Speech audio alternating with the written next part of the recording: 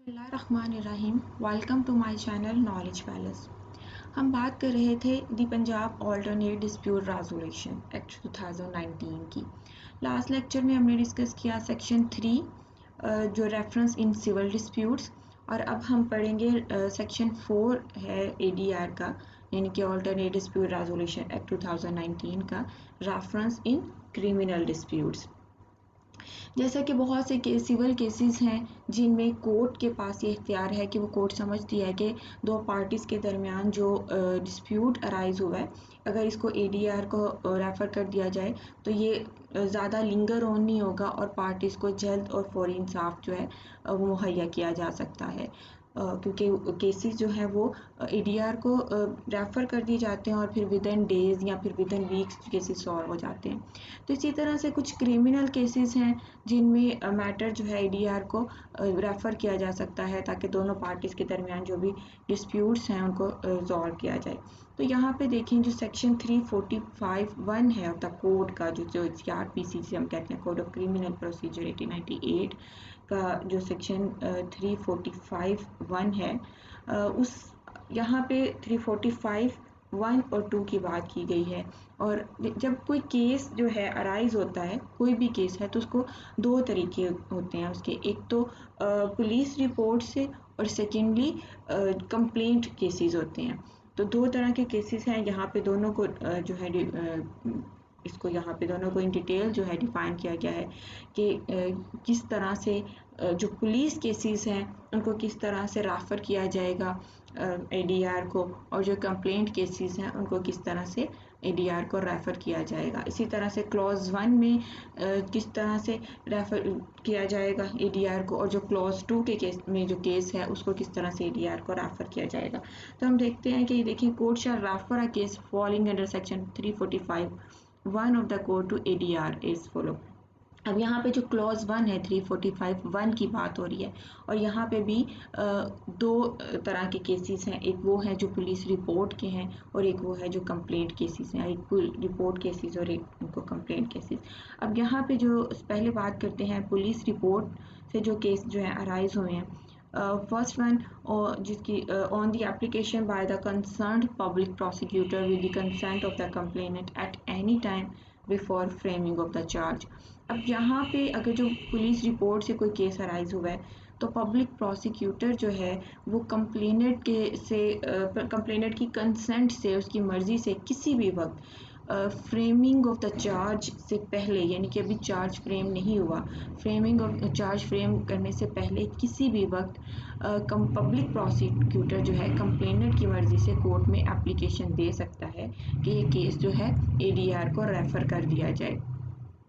और अगर कोर्ट ने अपनी मर्ज़ी से केस रेफ़र करना, कोई एप्लीकेशन नहीं आई, तो फिर on it's on with in 7 days of the framing of charge frame हो गया तो चार्ज फ्रेम करने के बाद 7 दिन के अंदर अंदर कोर्ट अपनी मर्ज़ी से केस जो है, अगर समझती है कि एडीआर इसको जल्द अज जल्द जो है इसको रिजॉल्व कर सकता है, तो फिर 7 दिन के अंदर अंदर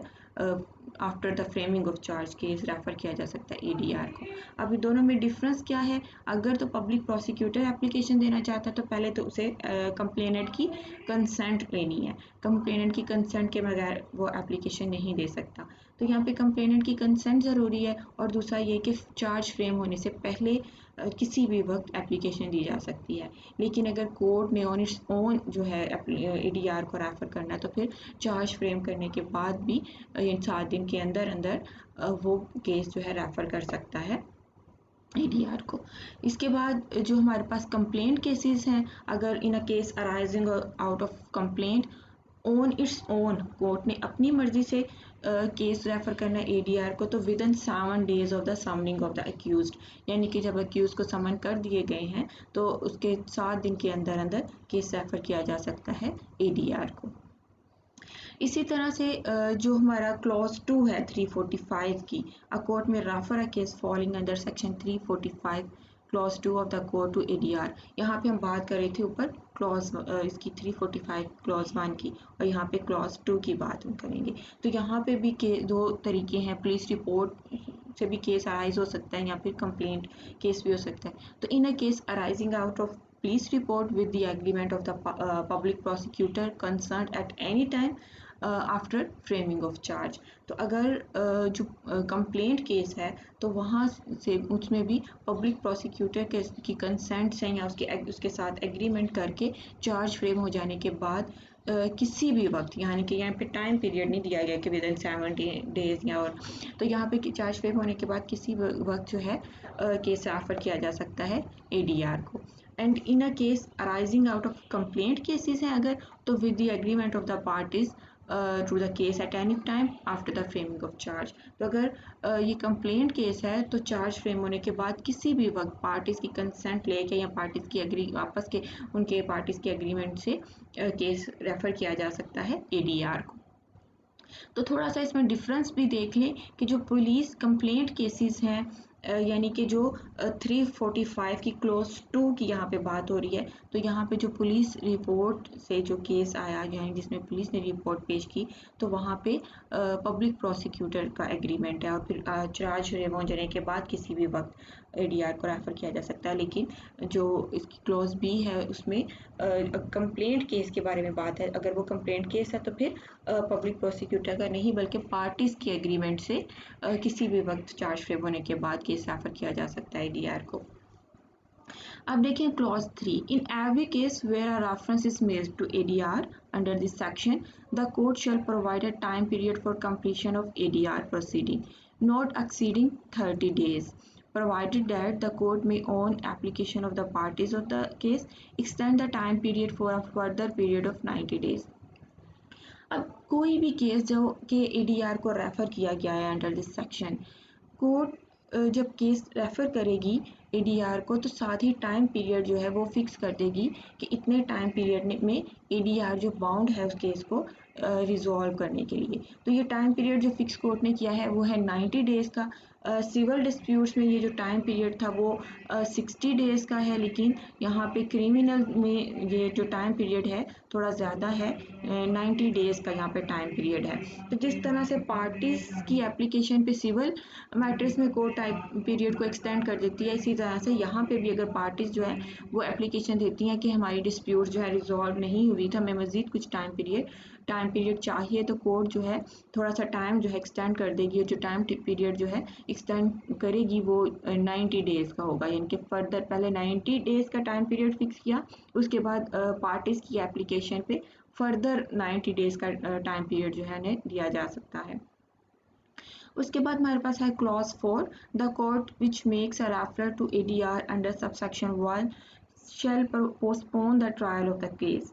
till the completion of the time allotted for ADR proceeding under subsection 3 unless there are compelling reasons to proceed with the trial। अब कोर्ट को रेफर किया गया यानी कि जो ADR है उसको कोई भी मैटर रेफर किया गया जिस तरह से कि अंडर सबसेक्शन 1 बताया गया है, तो जब कोर्ट ने रेफर कर दिया मैटर ADR को, तो जो कोर्ट में ट्रायल चल रहा था उसे कोर्ट पोस्टपोन कर देगी। तब तक कि वो पोस्टपोन ही रहेगा, यानी कि ट्रायल पोस्टपोन हो जाएगा तब तक जब तक कि ADR प्रोसीडिंग जो है वो कंप्लीट नहीं हो जाती, या वो टाइम पीरियड जो ADR को प्रोसीडिंग्स कंप्लीट करने के लिए दिया गया है वो टाइम पीरियड जो है वो एक्सपायर नहीं हो जाता। तो जब तक वो टाइम पीरियड नहीं एक्सपायर हो जाता या प्रोसीडिंग्स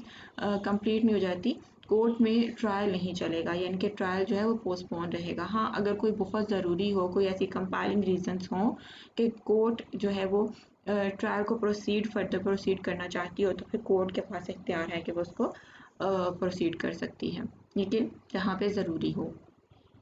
इसके बाद हमारे पास क्लॉज 5 है, a court shall make a refer under subsection 2 shall proceed with the trial in the manner provided by court. अब कोर्ट जो है जिसने रेफ़र किया है केस अंडर सबसेक्शन 2,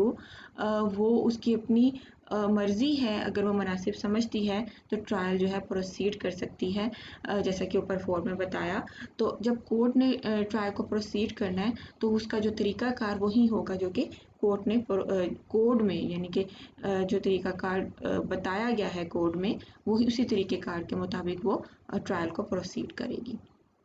तो ये था हमारा section 4 of the Punjab alternate dispute resolution act 2019। उम्मीद है आपको समझ आया होगा। Thanks for watching. अल्लाह हाफिज़।